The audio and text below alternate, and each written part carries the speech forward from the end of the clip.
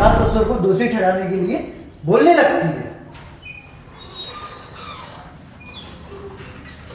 इस दुनिया में आप लोगों के जैसा माँ बाप कभी नहीं देखी थी। बेटा ऑफिस से भागा भागा घर आया, एक बार भी ये नहीं हुआ कि उससे कुछ चाय नाश्ता पूछ ले। बस घर आते ही बेटी बहू नाती पोतों की चुगली पना शुरू कर दिया। डिम्पल, मुंह बंद भी करो। अब मैं मुंह बंद नहीं करूंगी। इस घर में इंसानियत नाम की कोई चीज रही नहीं गई है। अब तो घर आए मेहमानों की भी अपमान करके भगाया जा रहा है। ये सब हुआ है जब से ये दोनों लोग घर में आए हैं। ये सब कुछ बोल दिया कि यहाँ पर क्या हुआ है, और तुम लोग कान खोलकर सुन लो। उन दोनों के जैसे बदतमीज बच्चे कभी नहीं दिखने चाहिए। तो आपका मतलब है इन दोनों बूढ़ा बूढ़ी की वजह से हमारे बच्चों के फ्रेंड घर में नहीं आएंगे? बदतमीज फ्रेंड नहीं आएंगे, और अच्छे दोस्तों के लिए हमेशा घर का दरवाजा खुला हुआ है। तो फिर मेरी एक बात आप समझ लीजिए, अब इस घर में हम दोनों साथ नहीं रहेंगे। जब से ये दोनों बूढ़ा बूढ़ी घर में आए हैं, हमारी तो आजादी ही छिन गई है। इसलिए अब इस घर में या तो मैं रहूंगी या ये।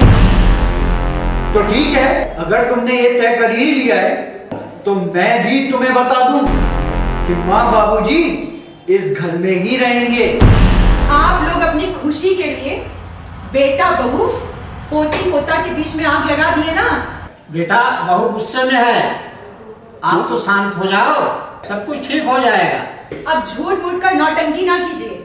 आपने ये ठीक नहीं किया। कुछ दिन के मेहमान रह गए हैं आपके माता पिता को, के लिए आप अपनी पत्नी अपने बच्चों को घर से निकाल रहे हैं। मैं किसी को घर से नहीं निकाल रहा हूँ। तुम अपनी आग में खुद ही जल रही हो और इस घर में नहीं रहने की बात करती हो। मैं तो तुम्हें रोकूंगा भी नहीं। जा।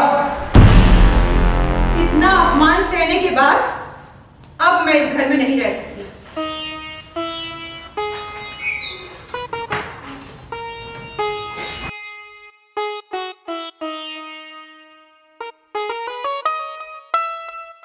बेटा बहू को जाके समझाओ इस घर में ही रहें। हाँ बेटा, अगर उन लोगों को हम लोगों का रहना पसंद नहीं है तो हम लोग कहीं और चले जाएंगे। बेटा तुम बहू को समझा बुझा के शांत करो।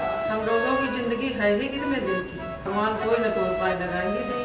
पहले तुम जाकर कुछ नाश्ता खाना ले लो, बाकी भगवान के ऊपर सब कुछ छोड़ दो, सब कुछ ठीक कर देंगे। कहीं और काम आ? कहीं और चले जाएंगे बेटा। गांव का घर था वो भी बेच दिया ताकि माँ बाबूजी को अपने साथ रखेंगे। इस उम्र में आप लोगों को कौन देखेगा, इसलिए सभी के सभी एक साथ रहें तो ठीक है। दूसरा कोई उपाय नहीं है। बाबूजी घर पर कौन आया था? माँ नायशा के तो फ्रेंड आए थे, रोज की तरह श्याम ही आया था। साफ साफ बताओ माँ, नायशा के दोस्तों ने तुम लोगों के साथ बदसलूकी की है? क्या हुआ था बताओ। ऐसा कुछ भी नहीं हुआ है बेटा। नायशा के दो दोस्त आए थे, वो हम लोगों को नहीं पहचानते थे।